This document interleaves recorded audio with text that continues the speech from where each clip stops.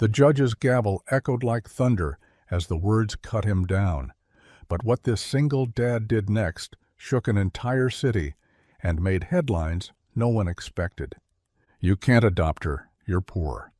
Before we dive in, let me know in the comments where in the world you're watching from. And don't forget to hit that subscribe button, because tomorrow's story will blow your mind. Daniel Rivera's palms were slick with sweat, though the stack of papers he gripped was dry and brittle, edges bent from too many times being handled, reread, and worried over. Tax returns that proved he filed every year. Pay stubs that showed consistency, even if the numbers never stretched far. Character letters from neighbors who'd seen him walk Emma to school each morning, carry her backpack when it looked too heavy for her small frame, and sit at the laundromat reading aloud from library books while their clothes spun. None of it seemed to matter now. The courtroom smelled faintly of dust and coffee, too warm for the crisp suits and stiff collars gathered there. Daniel's work jacket felt out of place among them, his shoes scuffed from years of mopping hallways. He wasn't ashamed. He had earned every mark on them, but today those marks felt like proof the judge would weigh against him. Across the polished oak table, the social worker spoke in steady, practiced tones, flipping through files as if they were grocery lists. "The child has bonded," she acknowledged, her voice measured. "Mr. Rivera has provided a safe and nurturing environment over the past year." For a moment, Daniel felt hope rise in his chest like a fragile balloon. Then the words that followed pricked it flat. "However, financial stability is a cornerstone of permanent placement. Adoption is not merely about affection, it's about best interests of the child. Mr. Rivera's income falls below recommended thresholds." Daniel's heart hammered against his ribs, but his lips stayed pressed shut. He wanted to shout, "Best interests?" Who knew her interests better than the man who had soothed her nightmares, sat through her fevers, celebrated her first spelling test victory with a cupcake and a candle? Who else had walked her through the grief of losing a mother at an age when she could barely understand what gone meant? He wanted to plead, to remind them that love couldn't be measured in tax brackets, but his voice caught in his throat, trapped by the weight of being judged in a world that only spoke the language of money. The judge peered over wire-rimmed glasses, face carved from stone. "Mr. Rivera, do you understand what the court is saying?" Daniel forced himself to nod. His voice, when it came, was quiet. "Yes, Your Honor." The gavel struck once, final and sharp, like the crack of a door closing. "The petition is denied." It shouldn't have surprised him. He had known this was the likely outcome from the beginning, warned by friends, cautioned by caseworkers, but hearing it out loud was something else. It was a sentence, a branding. Unfit, poor, not enough. The words echoed in his skull as he gathered his papers, careful not to let them scatter on the polished floor. When he stepped into the hallway, the noise of the courthouse surged around him, phones ringing, heels clacking, voices discussing cases that weren't his. But then he heard a different sound, the scratch of crayon on paper. Emma sat cross-legged on a bench, tongue pressed to the corner of her mouth in concentration. She looked up the moment she saw him, eyes brightening, face splitting into a grin. "Dad!" The title hit him harder than the gavel had. She ran, papers tumbling from her lap, and flung herself into his arms. He caught her, lifting her easily, clutching her as if she might be snatched away right there in the corridor. She smelled faintly of crayons and the cheap shampoo he bought on sale. Her small arms locked around his neck. "Did we win?" she asked. Daniel's throat tightened. He swallowed hard, pressing his face into her hair. For a long moment he couldn't answer. He thought about lying, sparing her the weight of disappointment for just a little longer. But children sense truth the way flowers sense sunlight. "We're not done," he whispered finally. His voice was rough but steady. "It's not over, baby girl." Emma leaned back, her eyes searching his. She didn't ask again. She didn't need to. She trusted him, utterly in a way the court never would, And as he held her in that crowded courthouse hallway, Daniel realized something fierce was growing inside him. The system had closed its doors, but he had never been a man who walked away from locked doors. He was a janitor, after all. He carried keys. This wasn't the end. It was the beginning of a fight, and he would spend every ounce of himself proving that love was worth more than a paycheck. The sun glared against the courthouse glass, throwing shards of light across the wide stone steps. Daniel paused just outside the heavy doors, his chest tight, his hands trembling in a way he didn't want Emma to see. The voices of lawyers and clerks spilled out behind him, but out here the noise faded into the hum of traffic and the rustle of flags overhead. He stood still until he felt her, small fingers, warm and tentative, curled around his. "Are they sending me away again?" Her voice was barely a whisper, but it carried the weight of every move, every packed bag, every strange bed she had ever been forced into. Daniel turned slowly, crouching so his eyes met hers. She looked so small against the towering courthouse pillars, hair falling across her forehead, clutching a crumpled drawing she had worked on while waiting. His throat ached, but he forced a smile. "No, sweetheart." His voice was gentle but firm. "I promised your mom I'd always protect you, and I don't break promises." The image of his sister came to him unbidden, as vivid as if she were standing there. The hospital smell, antiseptic and final. The steady beep of machines, her hand gripping his with the last of her strength, her voice frayed but insistent. "Please, take care of her." He had nodded through tears then, not knowing what the road ahead would demand. But he knew now. Every sleepless night, every overtime shift, every sacrifice had been part of that vow. Emma didn't remember that night, but she had lived the promise. In the peanut butter sandwiches he tucked into her lunchbox when money was thin. In the shoes he patched with glue until they could stretch another month. In the lullabies sung at midnight when she cried out, his voice cracked and weary but steady enough to calm her. He had kept her safe, yes, but promises weren't just about survival. They were about permanence, about giving a child the certainty that tomorrow she'd wake up in the same bed, in the same home, with the same arms waiting to hold her.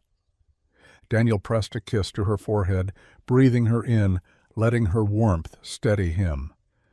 "They think being poor makes me unworthy," he murmured, almost to himself. "But love is wealth too." "I'll prove it." She tilted her head, puzzled, not yet able to grasp the depth of his words. To Emma the world was measured in crayons and storybooks, not in court orders or bank accounts. But her arms tightened around his neck with a surprising strength, as if she could anchor him to the ground, keep him from breaking beneath the weight, pressing down on his shoulders. He stood, lifting her against his chest, and looked out over the city. People hurried past them, businessmen on phones, mothers tugging children along, a homeless man leaning against the railing with a paper cup. Life went on, indifferent to his battle. But Daniel felt something shifting inside him. The judge's words had been final, but not absolute. He refused to let the system decide the worth of his fatherhood. Emma tucked her head beneath his chin, her breath warm against his collarbone. He felt her trust in that simple gesture, the quiet assumption that he would not let go. For a moment, the ache of defeat gave way to something fiercer, resolve. He remembered his sister's eyes, pleading but trusting. He remembered the way Emma had whispered "Dad" for the first time, her voice shaking but certain. Those moments were his riches, his proof. He adjusted his grip on her, squared his shoulders, and took a slow step down the courthouse stairs.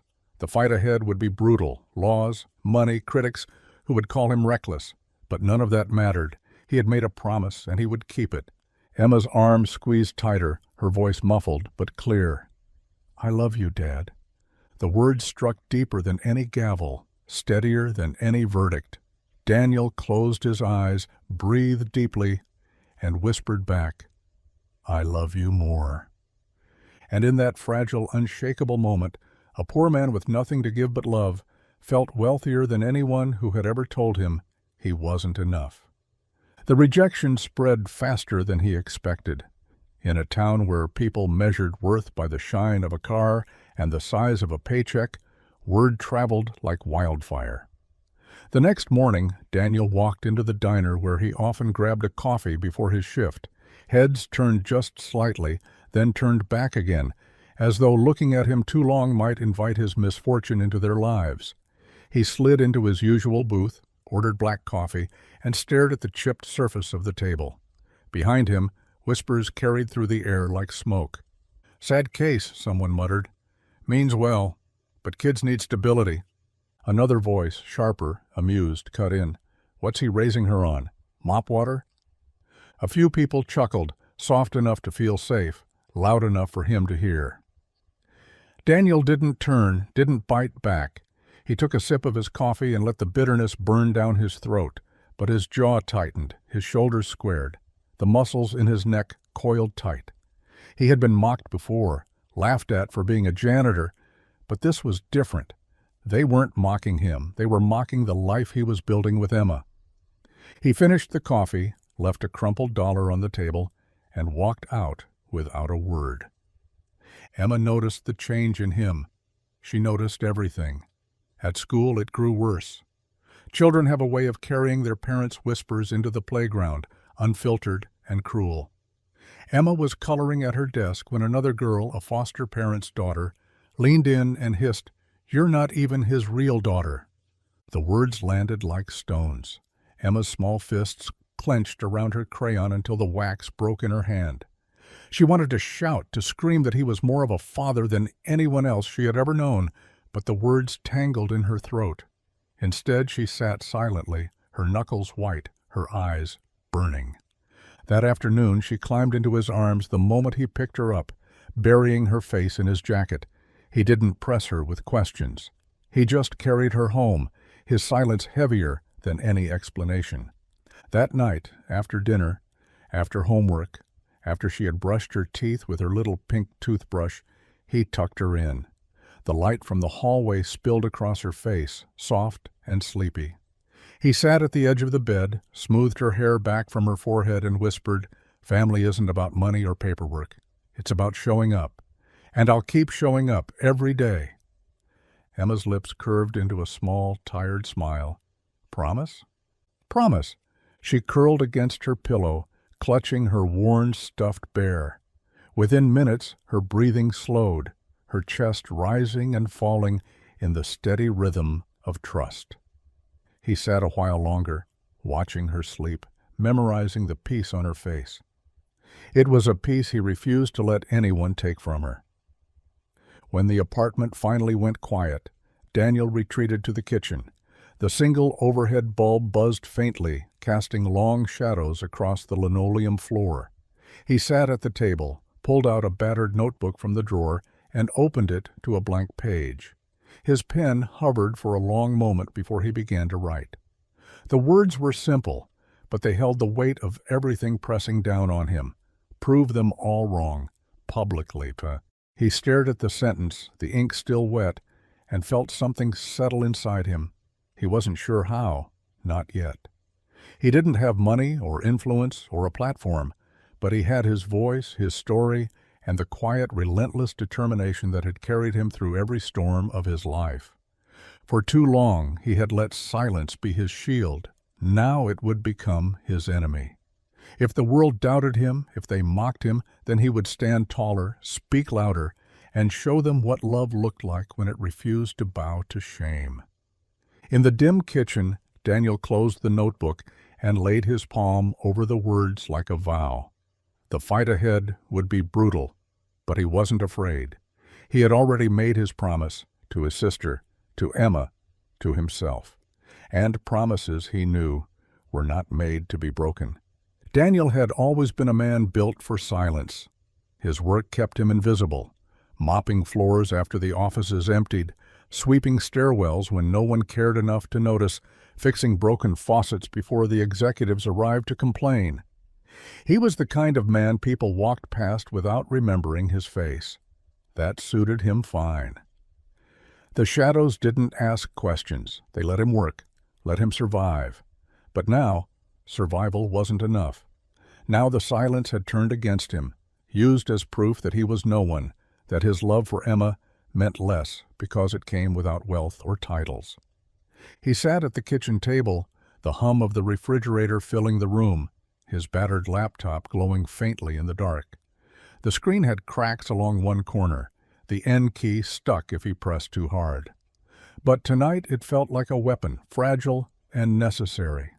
He opened a blank page and stared at it for a long while, his fingers hovering uncertainly above the keys. He had never been a writer. Words were for other people. His hands were built for labor, not language. And yet something in him refused to let the night pass in silence.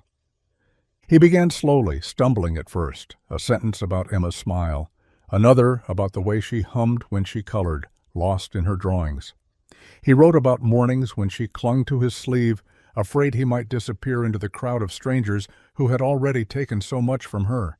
His words grew steadier as memories poured out, the first time she called him Dad, her voice fragile and certain all at once, a word that shook him deeper than anything in his life ever had.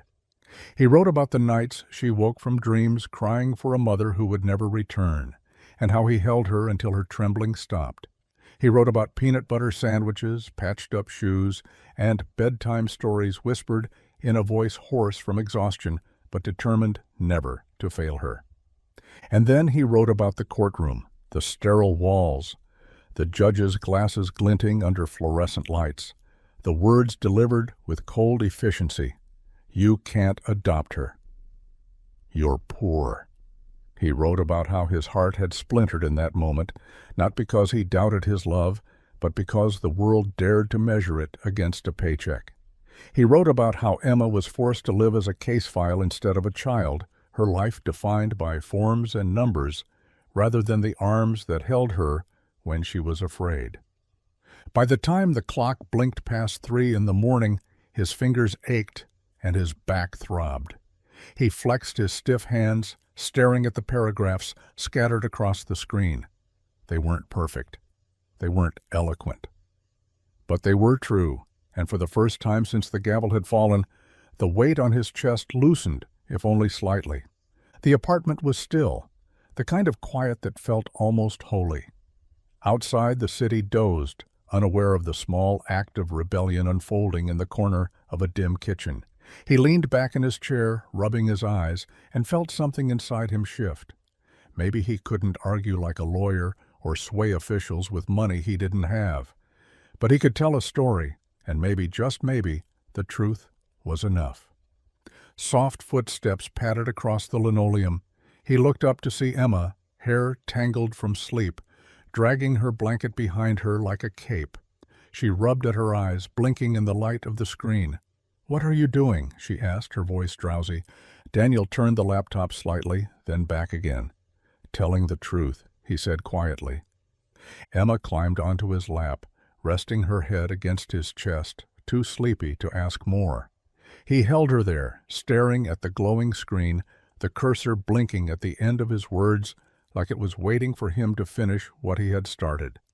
He didn't know then what would come of it, that this late-night act of desperation, typed out on a failing laptop in a kitchen that smelled faintly of soap and coffee, would soon ripple far beyond the walls of their apartment. He didn't know that his truth would leave the shadows and ignite something neither of them could have imagined. But as Emma drifted back to sleep in his arms, he knew this much. Silence had been his armor for too long. Now it was time to make noise. The words looked almost too small on the screen, as though they couldn't possibly carry the weight of his heart. They told me I'm too poor to be her dad. Tell me if love counts for nothing. Daniel read them twice, his finger hovering over the trackpad, a single click. That was all it took to let the world into his private wound. He exhaled, pressed publish, and shut the laptop before he could second-guess himself. He didn't expect much. Maybe a few friends would nod in quiet sympathy. Maybe someone from church would comment with a verse. It wasn't strategy. It was survival. He needed to get the ache out of his chest, to send it somewhere other than his own thoughts. By the time dawn broke through the blinds, he was already back at work, mop in hand, the smell of bleach clinging to his clothes, the hum of fluorescent lights filling the silence. Life went on the same, or so he thought. By noon, his phone wouldn't stop buzzing. At first, he ignored it, assuming it was spam calls or overdue notices. But when he finally checked during a break, he froze. Notifications stacked one after another, hundreds of them. His post had been shared, then reshared, then reshared again. Comment after comment scrolled beneath it, people he'd never met pouring their hearts into his story. "This broke me," one woman wrote. "Love is wealth," another said. "Where can I help?" came from dozens, maybe hundreds. His hands trembled as he read them. For so long, silence had been his only companion, the world indifferent to his struggles. But suddenly, voices rose up from everywhere, different states, different countries, strangers who had never set foot in his town, yet felt the truth in his words. By evening, the numbers had exploded.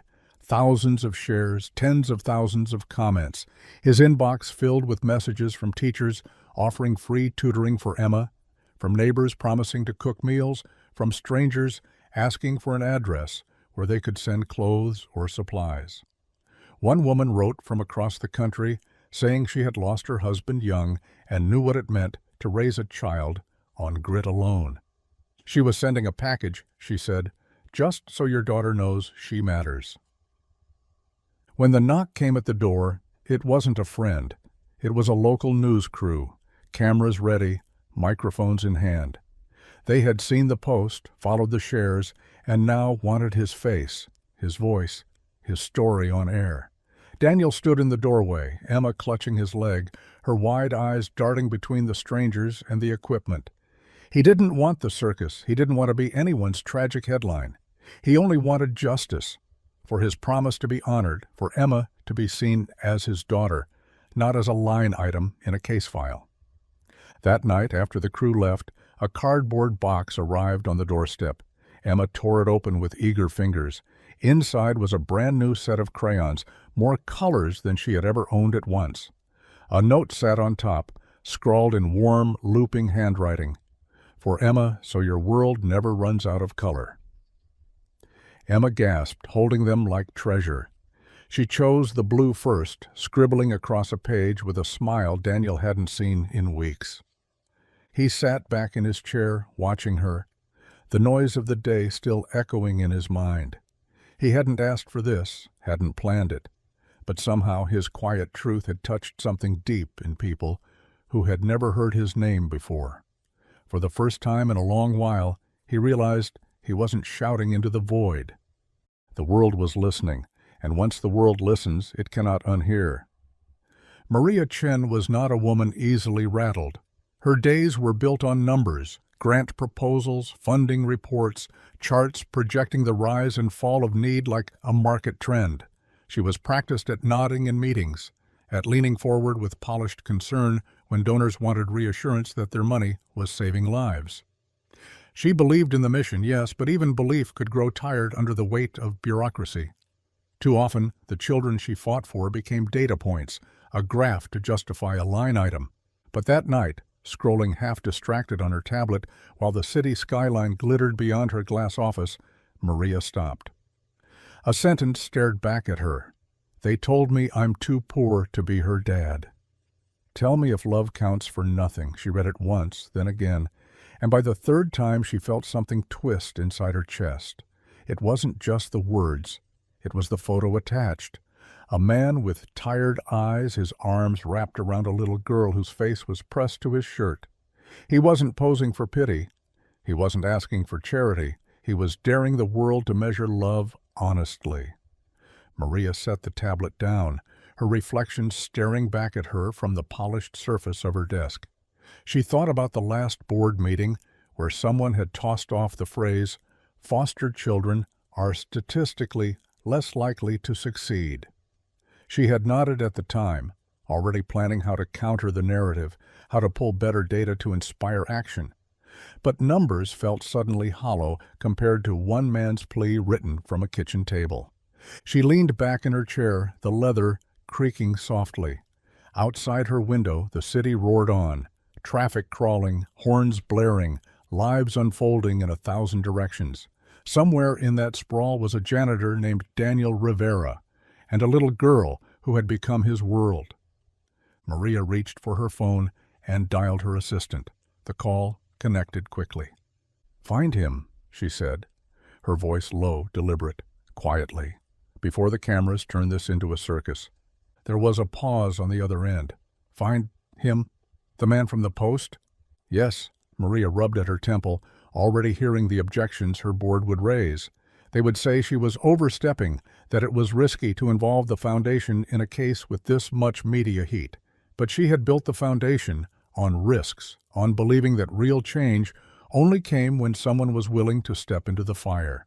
"I want to know everything, where he works, who he is, what the situation really looks like." "Understood," her assistant said quickly. When she hung up, Maria stared out at the skyline again. She thought of her own childhood, parents who had left her with grandparents while they chased careers across oceans, sending postcards instead of hugs. She had turned that ache into ambition, into an empire of advocacy. But even now, after all the awards and speeches, there were nights she wondered if she had become part of the same machine she once despised, polished, efficient, but detached. Daniel's words had cut through the noise, raw, unpolished, true. She picked up the tablet again, reading through the comments pouring beneath the post. Strangers offering to buy shoes for the girl, teachers volunteering to tutor, single mothers writing their own stories of struggle and resilience. The thread pulsed with something rare, humanity stripped of pretense. Maria's chest tightened. She wasn't looking at statistics anymore. She was looking at a fight worth joining. Across town, Daniel wiped down the floors of a half-empty office building, unaware. He wrung out his mop, the smell of ammonia filling the air, his mind on Emma asleep at home with her new box of crayons. He thought his battle was lonely, uphill, nearly impossible. He didn't know that in a corner office lined with steel and glass, one of the city's most powerful voices had already decided his story wasn't going to fade quietly. The shadows he had lived in for so long were about to shift, and Daniel Rivera, janitor, single father, invisible man, was about to find out what happened when someone with power chose to see him. Within a week, Daniel hardly recognized his own life. The apartment building that had once been so quiet, so anonymous, was now a stage. Reporters leaned against the lamppost outside, tripods cluttered the sidewalk, and microphones seemed to spring out of nowhere the moment he opened the front door. Neighbors peeked through blinds, curious, sometimes annoyed, as the parking lot filled with news vans humming through the night. Headlines flashed across TV screens and phones. Janitor fights for right to adopt. His name, his face, his story, all things he had guarded closely, were now plastered across the country. Some of the coverage was kind. One host called him a hero for modern fatherhood. Comment sections swelled with messages of support. This man is proof that love matters more than money. But not everyone was gentle. Others sneered, dismissing him as a manipulator, a man spinning his poverty into a sob story for handouts. On one radio program, a pundit laughed, "Adoption isn't charity." "You can't raise a child on sentiment," Daniel heard it once by accident. The sound of his name twisted into mockery, and immediately switched the dial. But the words stuck like splinters under his skin. Through it all, his priority was Emma. Each morning he walked her to school with her hood pulled tightly over her head, his arm protectively around her shoulders. The photographers crouched like hunters at the edge of the block, snapping pictures as if she were prey. Daniel hated it, hated the intrusion, hated the way strangers pointed lenses at the most fragile part of his life. He learned to hold his chin higher, to keep walking, to never let her see the way it tore at him. At night, when Emma was asleep, he sat at the kitchen table and sifted through the flood of requests. Interview offers, podcast invitations, morning shows. He turned most of them down. When he did agree, his message was always the same. "She's my daughter. Love should be enough." He refused to let them twist the story into spectacle. Each time a reporter tried to steer him toward pity, he brought it back to Emma, to the promise he had made. Still, Emma noticed the change. Children always do. One evening, after dinner, she climbed into his lap, her small face serious. "Why do people keep taking pictures of us?" she asked, her voice hushed, as though afraid the cameras might hear even from inside their home. Daniel's chest tightened. He brushed a strand of hair back from her forehead, searching for the right words. He didn't want her to feel like a curiosity, like a headline. He wanted her to know she was the reason he endured every flashbulb and every cruel headline. He cupped her cheek gently. "Because sometimes," he said softly, "the world forgets what love looks like. And when they see it, they can't look away." Emma blinked, considering his words with the seriousness of someone far older than 6. Then she leaned her head against his chest, her arms wrapped around him. "I don't like it," she whispered. "I know," he murmured. He kissed the top of her head, holding her until her small body relaxed against him. "Neither do I. But if it means they'll finally listen, if it means they'll let me keep you, then we'll be strong together, just a little longer." Outside, the reporters still lingered. Lights flashed through the blinds like distant lightning, and voices murmured as the night stretched on. But in the dim quiet of their apartment, Daniel held his daughter close, reminding himself that the storm raging around them was proof of one thing: the world was paying attention, and maybe, just maybe, that attention would be enough to turn the tide. Not everyone saw Daniel's story as inspiring. For every headline that painted him as a hero, there were voices tightening their grip on the system that had already stamped him unworthy. The county's child welfare department, long accustomed to doing its work quietly, suddenly found itself under a microscope. Reporters called daily, demanding comment. Editorials questioned whether bureaucracy had lost its soul.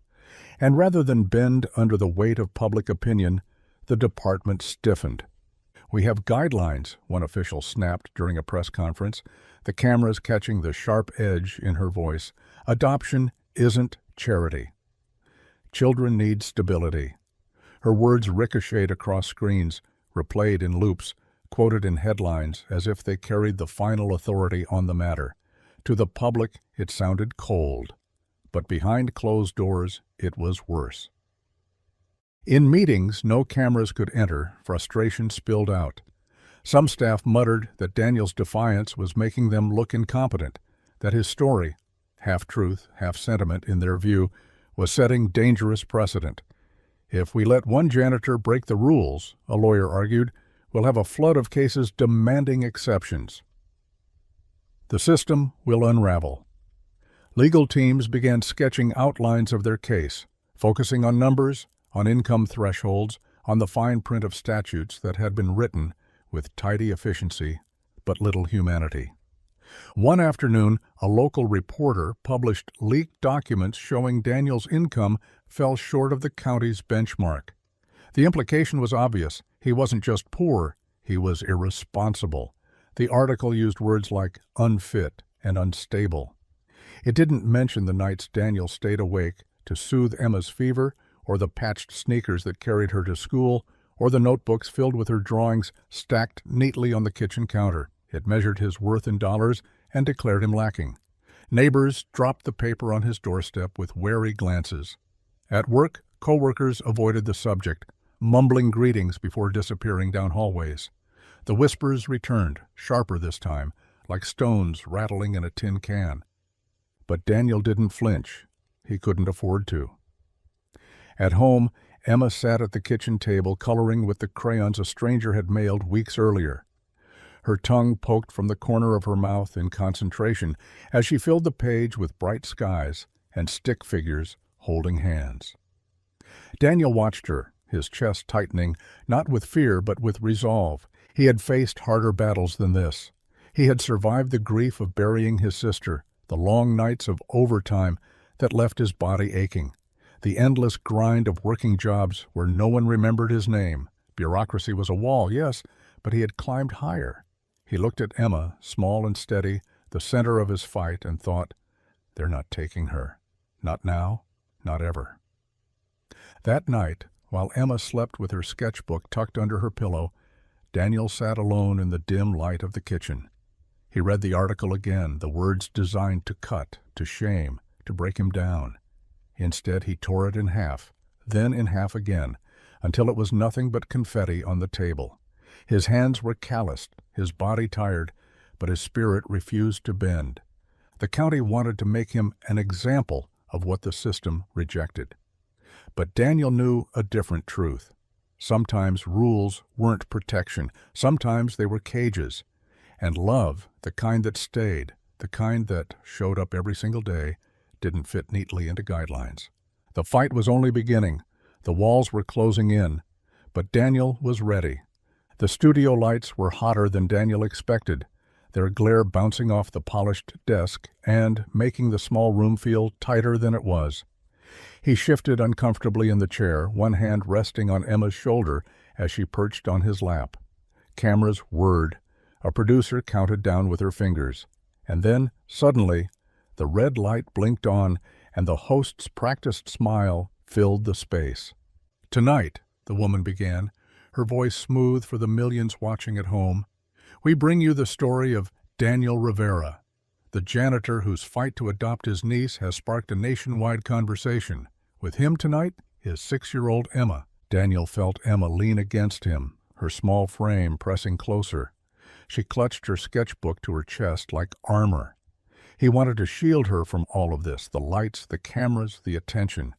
But she had insisted on coming, and the producers had insisted harder. He had agreed on one condition: no tricks, no sensational questions, only honesty. The host turned her gaze on Emma, her tone softening. "Sweetheart, can I ask you something?" Emma nodded shyly, the sketchbook still tucked tight. "What do you want most, out of all this?" Daniel opened his mouth to interject, to deflect, but Emma lifted her face. Her lips barely moved. Her voice was no louder than a whisper, but the microphones caught every syllable. "I just want my dad." The words fell into the studio like a dropped stone into still water. Silence rippled out in every direction. The host blinked, thrown off her rhythm. The camera operator's hands faltered for a beat. Behind the glass, producers froze. And in homes across the country, millions of people leaned closer to their screens. Emma's small hand, tentative at first, slid into Daniel's. Her fingers curled around his, steady and sure. She didn't look at the cameras, didn't look at the host. She looked at him, her eyes wide and unwavering, as if the entire world had melted away and it was just the two of them again, in their kitchen with crayons and bedtime stories. Daniel swallowed hard, his throat thick. He wanted to say something, anything, but nothing seemed worthy of the moment. So he only squeezed her hand back, his silence an answer of its own. That clip traveled faster than anything Daniel had ever known. Before the interview was even over, it was already being clipped and shared on social feeds, replayed in endless loops. "I just want my dad." The phrase trended within hours, hashtag sprouting like wildfire, hashtag let her stay, hashtag love counts, hashtag Emma and Dad. Even the critics, the ones who had mocked him as a sob story, softened in the face of her words. Politicians who had previously dodged the subject now issued cautious statements. Every child deserves stability. Commentators who had framed him as irresponsible now stumbled over themselves, conceding that perhaps the guidelines were too rigid. And through it all, Emma remained unaware of the storm she had unleashed. To her, it wasn't strategy. It wasn't politics. It wasn't even courage. It was simply the truth, spoken in the way children do, without agenda, without pretense. She just wanted her dad. That night, back at the apartment, Daniel tucked her into bed. She looked up at him sleepily, her sketchbook resting open beside her pillow. "Did I do okay?" she asked. He knelt down, kissed her forehead, and whispered, "You did more than okay, baby girl." You reminded the world what really matters. As she drifted off to sleep, Daniel sat in the dim light, the weight of the moment pressing into him. For months he had been the one fighting, carrying the burden, shouting into the noise. But tonight it was her voice, a child's voice, that had pierced through where arguments and protests never could. The world had hurt him, yes, but now it had listened to her, and nothing would ever be the same.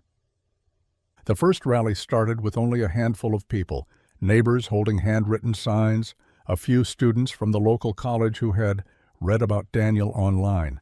They stood outside the courthouse, shivering in the early morning cold, chanting words that echoed against the stone walls. Love counts too. Love counts too, Daniel heard them as he walked past, Emma's hand tucked firmly in his. He kept his head down, but Emma looked up at the signs, her lips forming the words silently. By the end of the week, the crowd had doubled, then tripled. Strangers who had never met Daniel showed up with banners, megaphones, hot coffee to pass around. College students held fundraisers on campus, selling T-shirts with Emma's words printed across the front. I just want my dad. Retired teachers penned heartfelt essays in local newspapers urging the county to rethink what stability really meant. The story had shifted from one man's struggle to something larger, a reckoning with a system that seemed to have lost its heart. One afternoon, Daniel came home to find a small package on his doorstep. Inside was a velvet pouch, and within it a simple gold wedding band. The note was written in shaky cursive, "Sell this if you need. Every child deserves a father like you. My husband would have wanted it." Daniel sat at the table with the ring in his hand, his chest heaving as tears slipped down his face. He had fought for Emma because he had no other choice, but now the world was beginning to fight with him. And yet, movements like this had a way of frightening those who held the power. For every banner, waving outside the courthouse, there was a whispered meeting in a government office. For every kind article, there was a memo passed across a polished desk warning about precedent. The county's child welfare department, already rattled by the media storm, bristled at the growing crowds. What had once been a private denial had turned into a public battle, one they were determined not to lose. The pushback grew sharper. Anonymous opinion pieces appeared in major outlets, warning against emotional manipulation in the adoption process. Television panels debated his fitness as a parent, some guests shaking their heads, saying love wasn't enough to raise a child. Leaked documents resurfaced, painting Daniel as a man on the edge of poverty, barely scraping by. The whispers grew into accusations that he was irresponsible, reckless, using his niece as a prop for sympathy. Daniel read the words quietly at his kitchen table while Emma colored beside him. The lines of her drawing curved into a family of three, her mother, and him beneath a sky filled with stars. He studied her small, intent face and felt the noise of the outside world recede. They could call him names, could dissect his bank account and twist his motives, but nothing they wrote could touch the truth that sat right in front of him. The night before his next hearing, Daniel sat in bed, unable to sleep. Through the window, he could hear the faint chant of protesters outside the courthouse a block away, their voices carrying through the cool night air. Love counts too. He pressed the wedding ring from the old woman into his palm, feeling its smooth weight. This wasn't just his fight anymore. It belonged to every child who had ever been told their home didn't count, every parent who had been measured and dismissed because love couldn't be entered neatly into a spreadsheet. But he also knew something else. The more people rallied to his side, the more the powerful would dig in their heels. And when power felt cornered, it grew vicious. He could sense it building like a storm on the horizon, the kind that bent trees and shattered glass. The closer his hearing loomed, the darker the clouds seemed to gather. Daniel lay back against the pillow, eyes fixed on the ceiling. Beside him, Emma stirred in her sleep, whispering his name like a comfort against the night. He turned his head, watched her breathe, and whispered back steady and low, "I'm not afraid." "Not as long as you're with me." The fight was no longer just his. It had become a movement, and he was ready to carry it into the storm. The call came late in the evening, after Daniel had put Emma to bed and was rinsing dishes in the sink. The phone buzzed on the counter, a number he didn't recognize flashing across the screen. He almost ignored it. Strangers had been calling nonstop since his story went viral, and most of the time it was people who wanted a soundbite or to sell him something he didn't need. But something in him, a quiet instinct, told him to pick up. "Mr. Rivera?"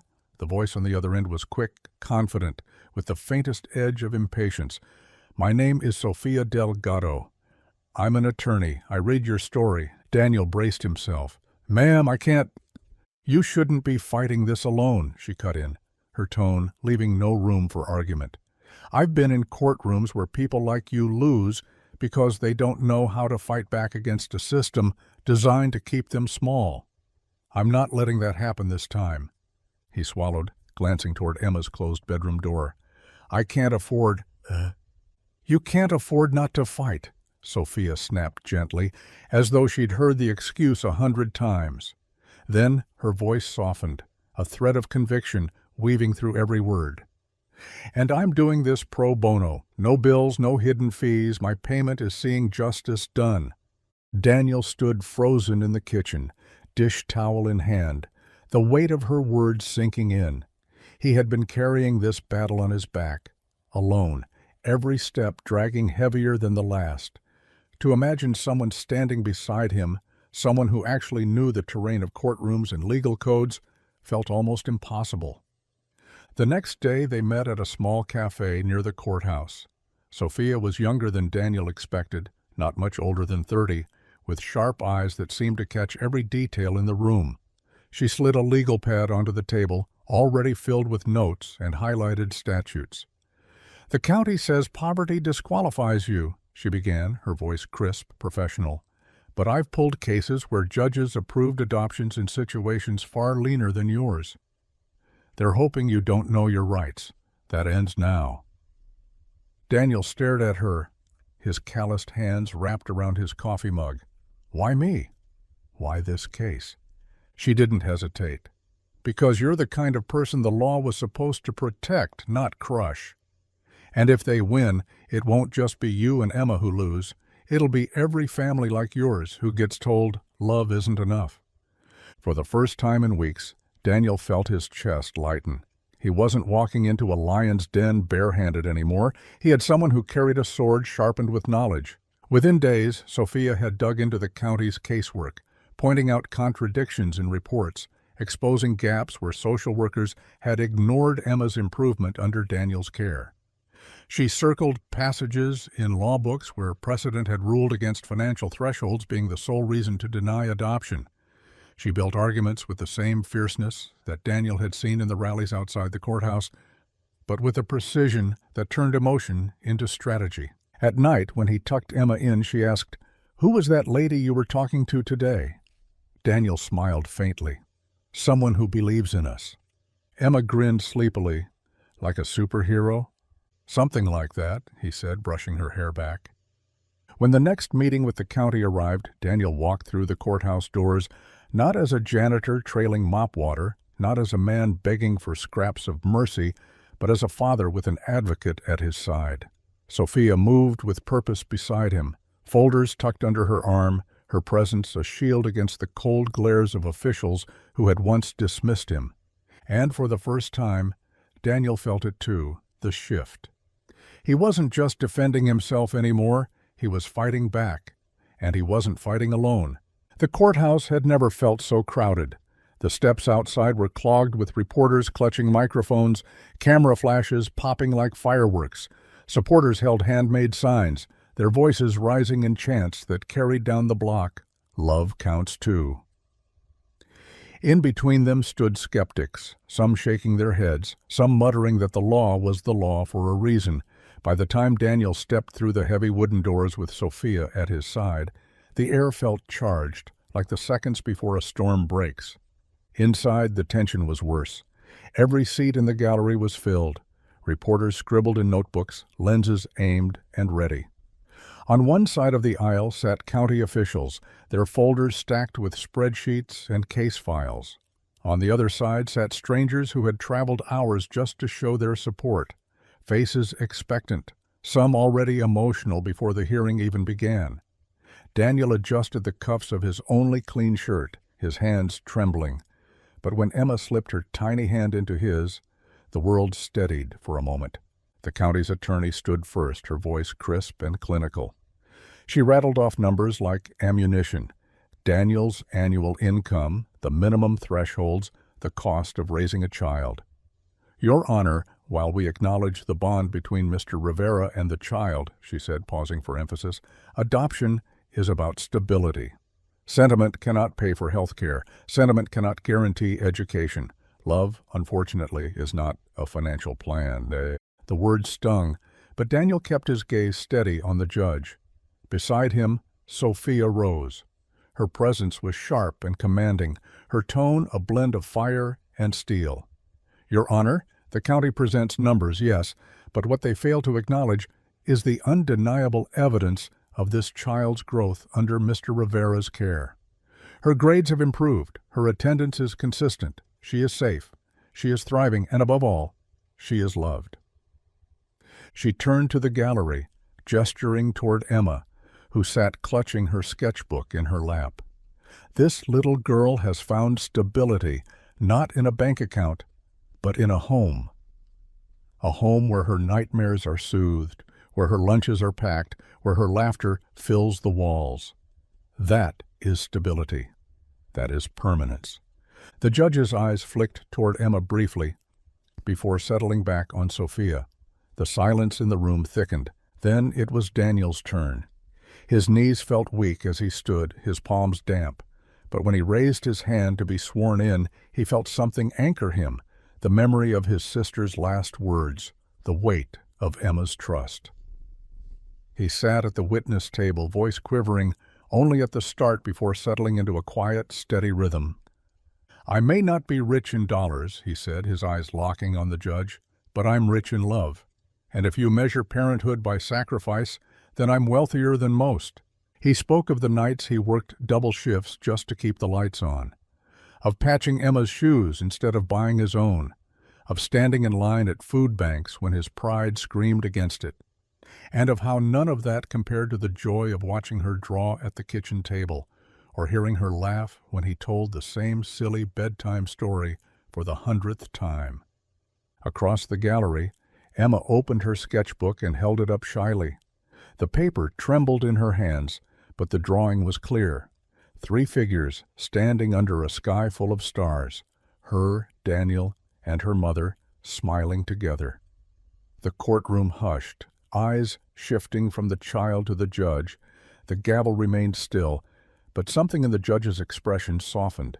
Daniel's throat tightened, but he pressed on. "I promised my sister I'd protect her daughter. I've done that every day since. And I'll keep doing it, whether or not the county thinks my paycheck says I can." The silence that followed was absolute, broken only by the faint scratch of a reporter's pen. For the first time since this battle began, Daniel felt the room tilt ever so slightly in his favor, not because of numbers, not because of policy, but because of truth. And truth, once spoken aloud, had a way of refusing to be ignored.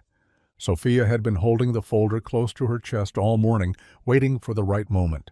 She'd warned Daniel the night before that she had one last piece of evidence, but she hadn't told him what it was. He thought it was some statute buried deep in case law, some precedent about kinship adoptions. He never imagined it would be this. The county attorney had just finished another round of arguments, her voice clipped and certain. "We cannot set a precedent," she said firmly. "If poverty becomes acceptable grounds for adoption, we risk exposing children to instability and long-term insecurity." She closed her folder with a snap, as if that was the end of the story. Then Sophia stood. Her tone shifted, lower, steadier, the kind of voice that makes people lean in without realizing it. "Your Honor," she began, "the county has argued guidelines, but I'd like to present something far more important, the voice of the child's mother." Murmurs rippled through the gallery. Daniel's head jerked up, confusion flashing across his face. His sister's voice? She was gone. Sophia reached into her folder and pulled out a sealed envelope, its edges yellowed, the flap fragile with age. She held it carefully, almost reverently, before handing it to the bailiff. This was written by Emma's mother before her passing. It has been verified and notarized. With the court's permission, I'd like it entered into evidence. The judge accepted the envelope, his expression unreadable. He slid it open with deliberate slowness, unfolding the paper inside. The handwriting was shaky, uneven. The ink smudged in places, but the words were clear enough to still carry her voice. "If I don't make it, please let Daniel raise Emma. He's the only one I trust. He may not have much, but he has everything that matters." Gasps swept through the room, the kind that broke through even the practiced composure of reporters and officials. Someone in the gallery pressed a hand to their mouth. Another whispered, "Oh my God." Daniel bowed his head, his shoulders trembling. Tears spilled onto his hands, hot and unrelenting. He had been there that night in the hospital, gripping his sister's frail hand, but to see her words now preserved in ink was like hearing her voice again after all this time. It gutted him and healed him in the same breath. Emma, sitting on the bench, didn't understand the full weight of the letter, but she saw her father's tears, and she saw the letter in the judge's hand. Quietly, she slid down from her seat and came to him, clutching his sleeve, anchoring him just as she always did. The judge read the letter silently again, his lips moving without sound. The courtroom was still, not even the shuffle of papers or the scratch of pens breaking the air. His gavel hovered mid-air, then lowered, resting against the block without a sound. For the first time in the long, grinding process, the cold machinery of law cracked under the weight of something it rarely allowed inside: human truth. Sophia stepped back, letting the silence stretch, letting the letter speak louder than any legal argument ever could. She didn't need to add another word. The case had shifted in an instant, not on spreadsheets or thresholds, not on precedents or loopholes, but on the unshakable fact that a mother, facing her last breath, had entrusted her child to the brother who had never once walked away. Daniel wiped his face with the back of his hand, forcing himself to meet the judge's eyes. He didn't speak. He couldn't. But his sister already had.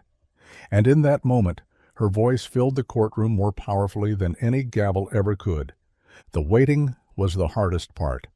Hours stretched like days. As Daniel sat on the wooden bench outside the courtroom, Emma curled against his side with her sketchbook balanced on her knees. The hallway was thick with bodies, reporters craning their necks, supporters clutching signs, skeptics whispering to one another about what the outcome might mean. Cameras clicked every time he shifted in his seat, flashes sparking like lightning. He tried to keep his face steady, unreadable, but his hands betrayed him, trembling slightly against his knees. Inside the courtroom, the judge was deliberating, sifting through piles of evidence, statutes, testimonies, and one letter that had silenced the room like a prayer.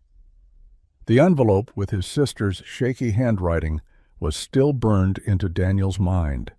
He couldn't stop hearing her words. He may not have much, but he has everything that matters. He prayed those words had reached the judge's heart the way they had reached his. When the bailiff finally opened the door and called them back in, the crowd surged forward, microphones thrust into Daniel's face. He kept his head down, shielding Emma with his arm, as Sophia guided them through the chaos. The room felt heavier this time, every seat filled, the air charged with the weight of expectation. Daniel's chest tightened as he sat back down at the table, Emma's small hand gripping his sleeve. The judge entered, robe swaying, face grave but not unkind. He settled into his chair, the silence in the room so complete that even the reporters' pens hovered motionless above their notepads. When he spoke, his voice carried with a clarity that left no corner untouched. "The court recognizes," he began, "that financial means are one measure of stability." He paused, scanning the room, his gaze sweeping over the county officials, the lawyers, and finally resting on Daniel. But they are not the only measure. This case is not about wealth. It is about responsibility, consistency, and love. And by those measures, Mr. Rivera has demonstrated a commitment that cannot be dismissed. Daniel's heart thudded painfully against his ribs. His breath caught. Therefore, the judge continued, his voice steady, the petition to adopt is granted. Daniel Rivera is awarded full and permanent adoption rights. The gavel struck once, sharp and final. For a moment, the courtroom was frozen, as if the world itself needed time to process what had just been spoken. And then it broke. Cheers erupted from the gallery, a roar of relief and joy spilling into the air. Supporters clapped and wept openly, their chants of "Love Counts Too" rising again, but this time with victory woven into every syllable. Reporters scrambled to push out the story, their fingers flying over keyboards, cameras rolling to capture the chaos. Emma squealed, dropping her sketchbook as she launched herself into Daniel's arms. "Dad!" she cried, her voice high and breathless. She wrapped herself around him with a force that nearly knocked him backward. He buried his face in her hair, his shoulders shaking as tears ran freely down his cheeks. For the first time, the word Dad was not just a child's affection. It was law. It was truth. It was forever. Sophia's hand touched his shoulder, steady and proud. "You did it," she whispered, though they both knew it was more than just him. It was his sister's letter, Emma's courage, the voices of strangers who had turned his private battle into a public movement. Outside, the headlines spread faster than fire on dry grass. "Poor janitor wins adoption battle." The words that had once been used to cut him down, poor, unworthy, invisible, were now transformed into a banner. He was no longer just a janitor, no longer just a man, fighting quietly in the shadows. He had become the face of something bigger, a symbol of what love could accomplish when it refused to bow. Standing on the courthouse steps with Emma clinging to him, Daniel looked out at the sea of faces, cameras, and signs. He didn't smile for the reporters, didn't wave for the cameras. Instead, he bent down, kissed Emma's forehead, and whispered into her hair, "We're home now." Finally home. And for the first time in years, Daniel Rivera believed it. It didn't take long for the courthouse victory to spill beyond city lines.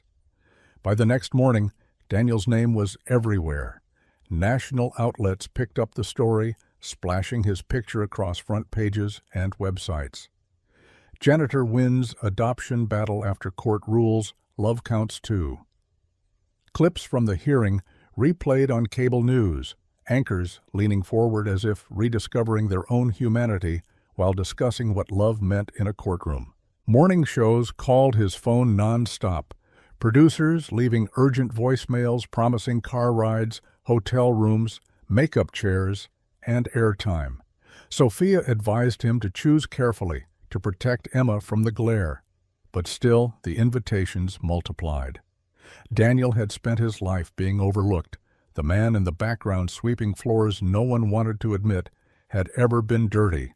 Now the world couldn't seem to look away. Hashtags trended by the hour.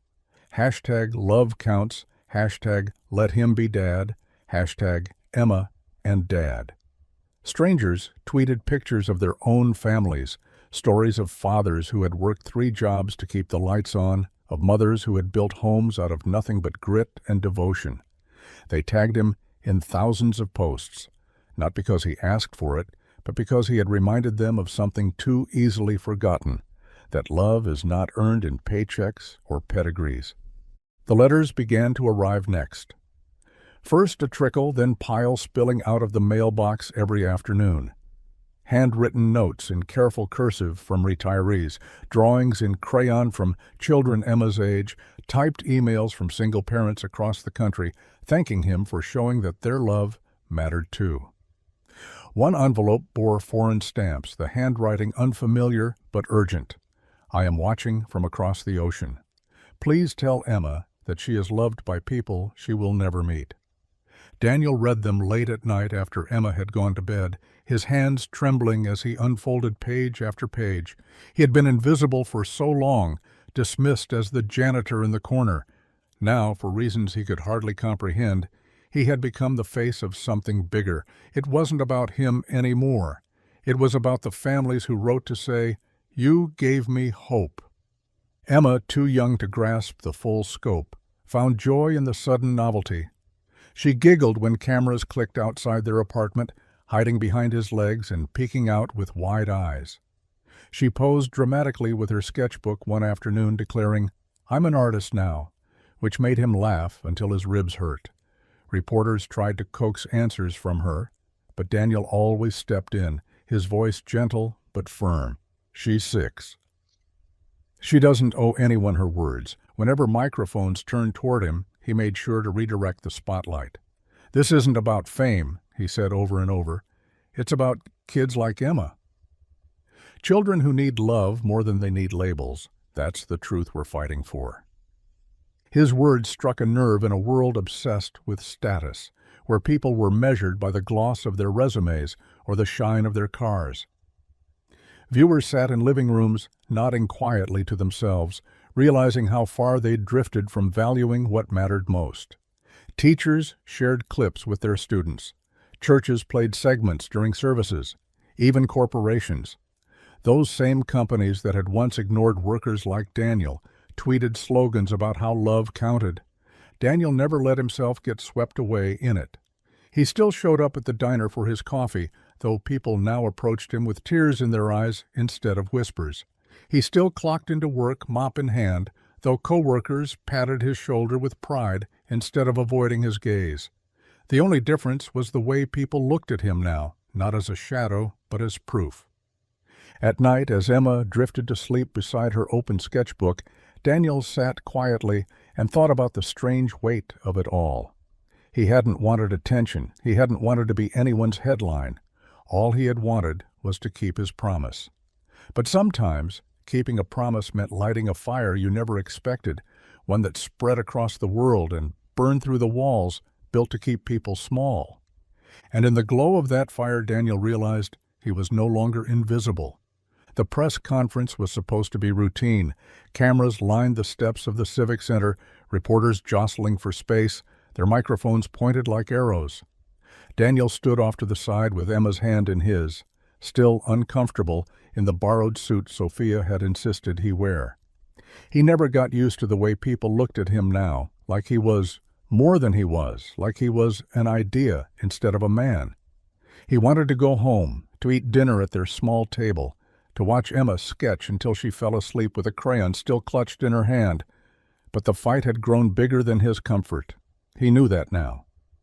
Maria Chen appeared at the podium, sleek and certain, her presence commanding the crowd before she even spoke. She had reached out weeks earlier, quietly at first, and he hadn't known whether to trust her. CEOs, in his experience, cared about bottom lines, not broken families. But she had surprised him, and today she didn't come quietly. She stood before the nation's press with the kind of determination that made people lean in. "We want to start a fund," she said, her voice clear, steady, amplified by a dozen microphones.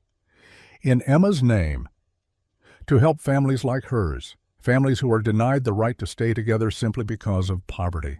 The crowd stirred, pens scratching furiously across notepads.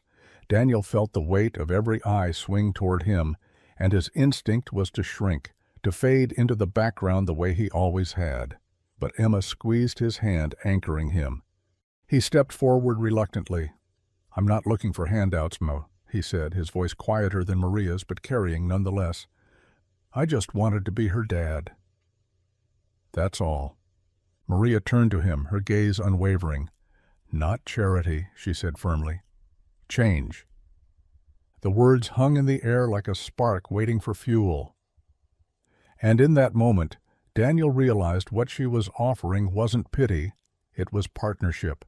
Together, they announced the Rivera Initiative, a fund not only to support struggling families, but to challenge the very laws that measured love by bank statements.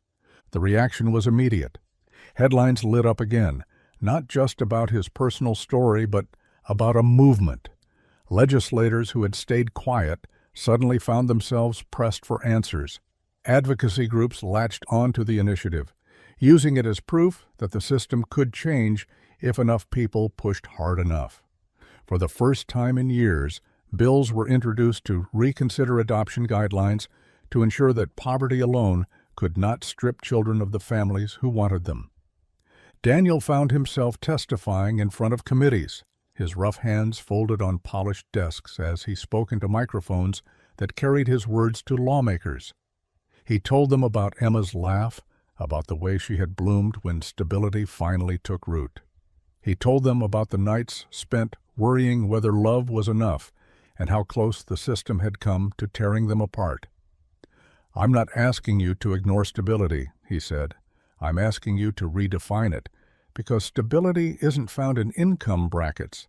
It's found in people who stay." Emma's drawing, the one of her, Daniel, and her mother under a sky full of stars, was printed in newspapers, shown in hearings, taped to the walls of offices where laws were drafted. It became the unofficial emblem of the initiative, a reminder that children weren't statistics. They were lives, fragile and precious, waiting to be seen. Change came slowly, as it always did, but it came. Policies shifted, judges began to look beyond spreadsheets, and though Daniel still woke up before dawn to mop floors, his story had carved its way into the foundation of something larger. One night, long after the cameras had gone, he sat at the kitchen table with Emma sketching beside him.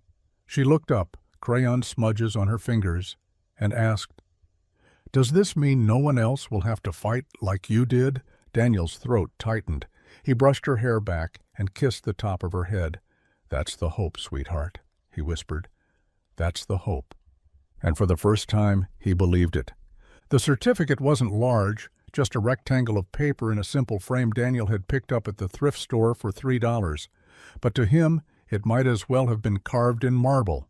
It hung slightly crooked on the wall above the small couch, its gold seal catching the light when the afternoon sun slid through the blinds.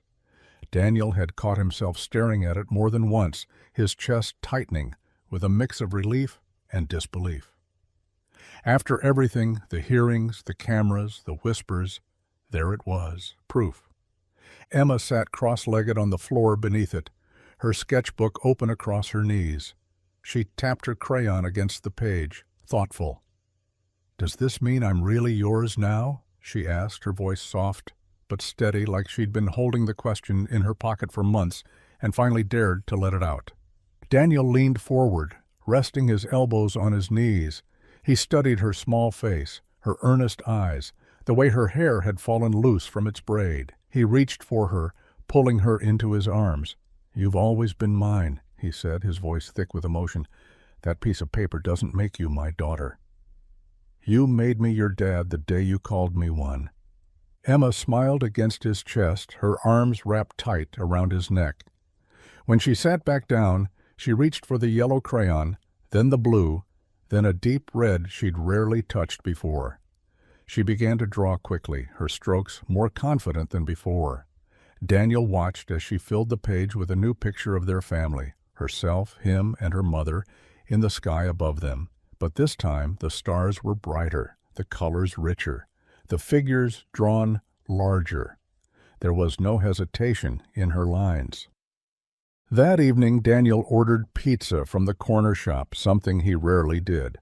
When it arrived, they ate it on paper plates at the little kitchen table, grease staining the napkins, laughter echoing off the walls that had once held too much silence.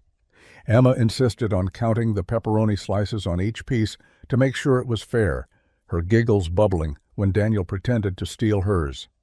For once, the heaviness that had lived in their apartment seemed to lift, replaced with warmth that filled every crack.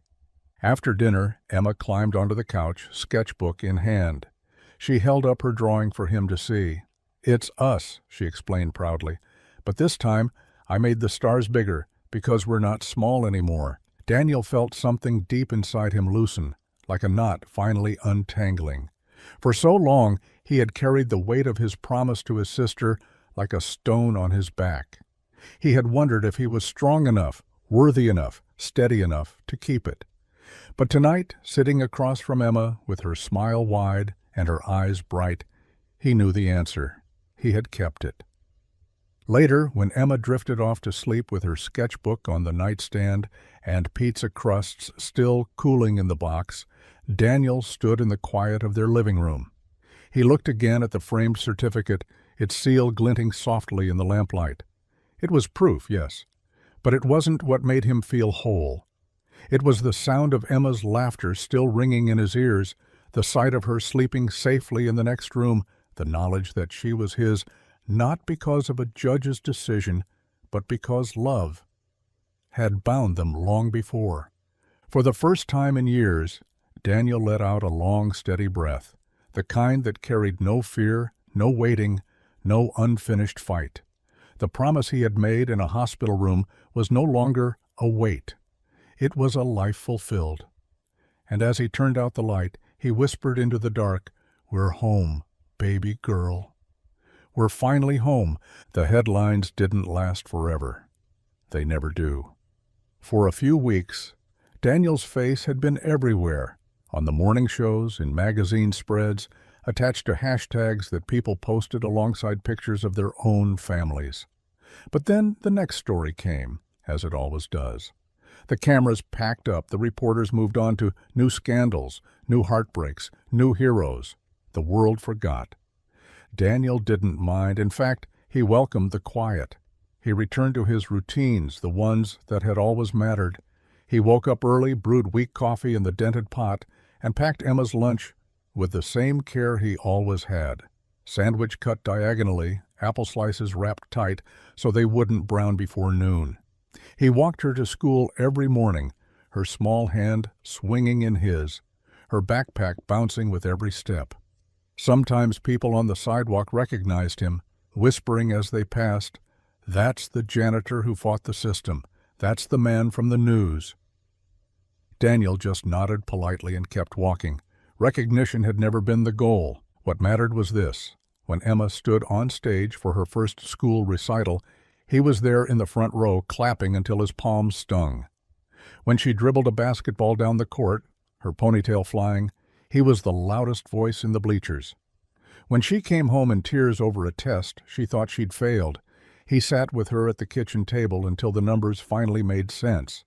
These were the victories he measured himself by, not headlines, not speeches, but the quiet, everyday ways of showing up. At night, when the world was still, he leaned against her doorway and listened to the sound of her pencil scratching across paper. The sketchbook pages filled with stars, with stick figures holding hands, with drawings of houses and gardens and skies too wide to ever fit on the paper.